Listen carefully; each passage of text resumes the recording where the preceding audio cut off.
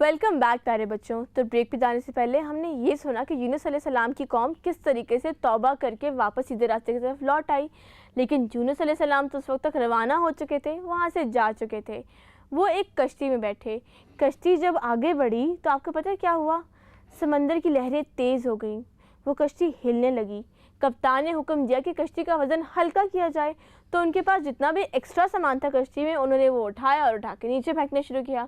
इसके बावजूद कश्ती बैलेंस नहीं हो रही थी। तो फिर उन लोगों ने सोचा कि शायद ये किसी इंसान के वज़न की वजह से ऐसा हो रहा है, हमें किसी एक इंसान को भी कम करना चाहिए। तो अब उन्होंने कहा कि इसका फ़ैसला कैसे करें कि किसको उठा के हम पानी में फेंकने वाले हैं। तो उन्होंने पता किस तरीके से फ़ैसला किया? उन्होंने पर्चियों पर नाम लिखा, और एक दफ़ा जब पर्चियाँ निकाली तो किसका नाम आया? यूनुस अलैहिस्सलाम का नाम आया। तो सब जानते थे कि वो इंतहाई नेक आदमी है, शरीफ आदमी है, तो किसी का हिम्मत नहीं हुई कि वो उनको उठा के फेंके। उन्होंने कहा चलो दोबारा पर्चियाँ डालते हैं। उन्होंने दोबारा पर्चियाँ डाली और दूसरी दफ़ा दोबारा किसका नाम आया? यूनुस अलैहिस्सलाम का नाम आया। दूसरी दफ़ा दोबारा किसका नाम आया? जी, दोबारा उन्हीं का नाम आ गया। वो लोग फिर बड़े परेशान हुए कि ये तो इतने अच्छे इंसान हैं, इनको हम कैसे फेंक सकते हैं। उन्होंने तीसरी बार फिर पर्चियाँ डाल दी और फिर पर्ची डालने पर दोबारा किसका नाम निकला? अब उन्होंने क्या किया कि वो खुद ही गए और जाके उन्होंने छलांग लगा दी, क्योंकि वो कहीं ना कहीं समझ गए कि ये अल्लाह की मसलहत है। इसके बाद जब वो पानी में गिरे तो आपको पता है एक बड़ी सी मछली आई और उसने आके उनको निगल लिया। कुछ कहते हैं कि सुबह से शाम तक रहे, कुछ कहते हैं पूरा दिन रहे, कुछ कहते हैं उससे भी ज़्यादा वक्त रहे। लेकिन जब वो मछली के पेट में थे तो मछली उनको जगह जगह से लेके गुजर रही थी, समंदरों की गहराई में, आगे पीछे हर तरह से चक्कर लगा रही थी। तो आप जानते हैं यूनुस अलैहिस्सलाम ने क्या सुना? समंदर के अंदर जितनी भी छोटी छोटी मछलियाँ थीं और समंदर के अंदर जो छोटे छोटे पत्थर थे वो भी अल्लाह की हम्दो सना कर रहे थे, वो अल्लाह की तारीफ़ बयान कर रहे थे। तो यूनुस अलैहिस्सलाम ने पता है क्या किया? उन्होंने भी अल्लाह की तारीफ़ बयान करनी शुरू कर दी। पहले उनको लगा कि मैं मर गया हूँ जैसे वो मछली की पेट के अंदर गए, लेकिन जब उन्होंने अपना हाथ हिलाया तो उन्हें अपना जिस्म महसूस हुआ, उन्हें समझ आया कि मैं अभी ज़िंदा हूँ। उन्होंने अल्लाह की हम्द सुना शुरू की और पता है उन्होंने अल्लाह से क्या कहा कि अल्लाह ताला आप एक ही हैं और आप पाक हैं और बेशक मैं ज़ालिमों में से हूँ। उन्होंने मान लिया कि अल्लाह ताला आप पाक हैं, आप एक हैं, आप ठीक हैं, मेरी गलती है। उन्होंने अपनी गलती एक्सेप्ट कर ली कि मुझे पूछे बगैर नहीं आना चाहिए था, और वो बार बार इस कलमे का विर्द करते रहे। आपको पता है आसमानों पे फरिश्तों ने अल्लाह से कहा कि आपका कोई कमज़ोर बंदा आपको बुला रहा है। तो अल्लाह ने कहा कि ये मेरा बंदा यूनुस है। तो फिर इसके बाद पता है क्या हुआ? अल्लाह ने उनकी तौबा कबूल कर ली। कबूल करने के बाद अल्लाह ने मछली को हुक्म दिया कि इनको बाहर निकाल दें। मछली ने पता है क्या किया? मछली स्विम करती गई और समंदर के किनारे के ऊपर जाके उनको मुंह से बाहर उगल दिया। लेकिन जब वो बाहर निकले होंगे तो आपको लगता है कि वो बिल्कुल हेल्दी निकल आए होंगे? नहीं, ऐसा नहीं हुआ। उनके जो स्किन का ऊपर का हिस्सा था ना वो सबका सब गल चुका था, क्योंकि उसके अंदर थे। आपको पता है किसी भी इंसान के पेट में या किसी भी जानवर के अंदर ऐसी जब आप उसके पेट में जाते हैं, कोई भी खाना आता है कैसे डाइजेस्ट हो जाता है? क्योंकि हमारे पेट में एसिड्स होते हैं जो उसको गलाते हैं और इसके बाद हमें डाइजेस्ट करने में हेल्प करते हैं।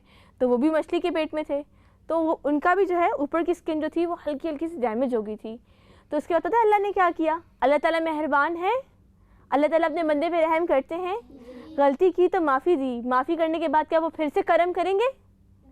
अल्लाह करम करेंगे। माफ़ी के बाद जब तौबा होगी तो अल्लाह करम करेंगे। तो अल्लाह ने क्या किया? जिस जगह पर जाके मछली उन्होंने फेंका था ना वहाँ पे कहा जाता है कि कद्दू का दरख्त उग गया।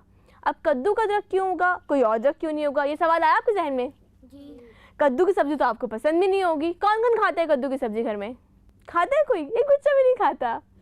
आपको पता है नबी अकरम सल्लल्लाहु अलैहि वसल्लम की फ़ेवरेट तरीन सब्जियों में से एक थी कद्दू।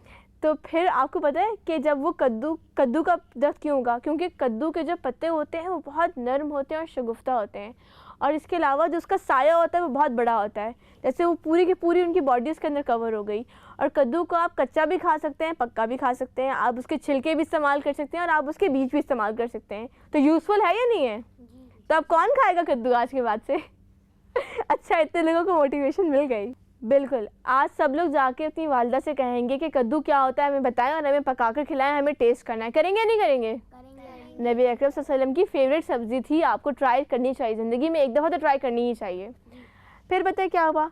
फिर आहिस्ता आहिस्ता वो सेहतयाब होने लगे। कहा जाता है कि उनके पास एक जानवर भी आया था जो उनको आके दूध देता था। इसके बाद उनकी हेल्थ वापस ठीक होने लगी, उनके सब ज़ख्म भरने लगे। और पता है वो कहाँ वापस गए? वो अपनी उसी बस्ती वापस गए जहाँ से वो आए थे। जब वो वहाँ गए और उन्होंने देखा उनके लोगों ने क्या किया था, पीछे से पहाड़ पे जाके क्या किया था जी, तो माफ़ी मांगने के बाद वो सीधे रास्ते पे आ गए थे। तो जब ये वापस गए और उन्होंने जाके देखा कि वो सब तो ठीक हो गए हैं और अल्लाह की इबादत कर रहे हैं, तो ये बेइंतहा खुश हुए और उसके बाद ये उन्हीं के साथ रहने लगे।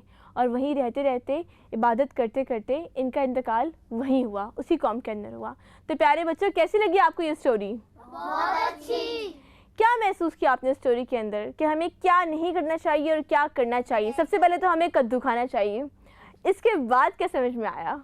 हाथ उठाइए जी, आप बताइए इस कहानी में हमें क्या सबक मिलता है? कि हमें बगैर इजाज़त लिए कभी कहीं नहीं जाना चाहिए। बिल्कुल दुरुस्त। कहीं जाने से पहले एक प्लान बनाएं, प्रॉपर्ली सोचें कि वो जगह फ़ायदे की है नुकसान की है। हो सकता है कि आपकी फ्रेंड आपके लिए इंपॉर्टेंट हो सकता है कि आपको लगे कि आपको जाना इंपॉर्टेंट है, लेकिन ज़रूरी नहीं कि आपके पेरेंट्स भी ऐसा सोचते हैं। और क्या पेरेंट्स हमारा अच्छा चाहते हैं? जी पेरेंट्स क्या हमारा कभी बुरा चाहेंगे? नहीं। तो फिर हमें चाहिए कि हम अपने पेरेंट्स से पूछें कि हम जाएं या नहीं जाएं। हो सकता है कि उन्हें वो बात नज़र आ रही हो जो हमें नज़र ना आ रही हो, है ना? हम इसी बात को दोबारा डिस्कस करेंगे और आगे लेके चलेंगे, लेकिन एक छोटी सी ब्रेक के बाद। तो प्यारे बच्चों, हमारे साथ रहिएगा। Let's take a short break.